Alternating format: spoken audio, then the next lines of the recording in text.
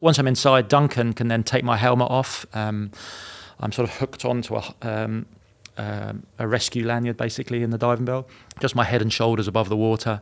And he takes my helmet off and he says that I was bright, bright blue, whether that was through the cold or through cyanosis or hypoxia, we're not really sure. And my head, as you can see, is quite bald, and he was really struggling to keep my head up. He says my head was sort of lolling down into the water, and he was trying to get my equipment off and trying to get to me. And he said it was like, he describes it as holding an 8-ball, having to try and keep my head upright.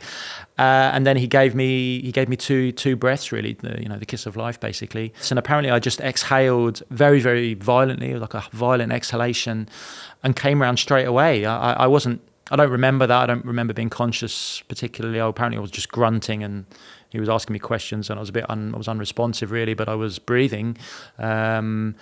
And then I begin to recover fairly quickly, and after 3 or 4 minutes, I'm able to climb up the ladder into the diving bell myself, and sit down on my chair.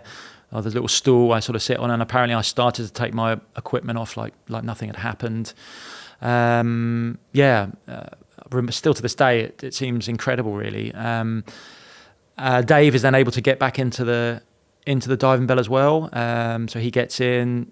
He sits down, we sort of they close the door of the bell, and we begin the process of bringing us up to the ship. That's a process that takes about half an hour to get us all the way back up and locked back onto the diving system and equalise the pressure. During which time they're heating me up. They're trying to they run hot water through my suit, just try and warm me gently, because obviously I was very, very cold, very, very low body temperature at that point.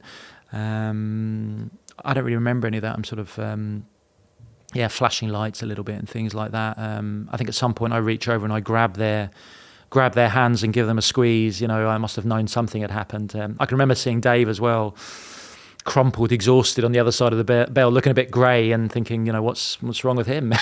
What's he been through? If you're wondering where this clip is coming from, look up People Are Deep on YouTube.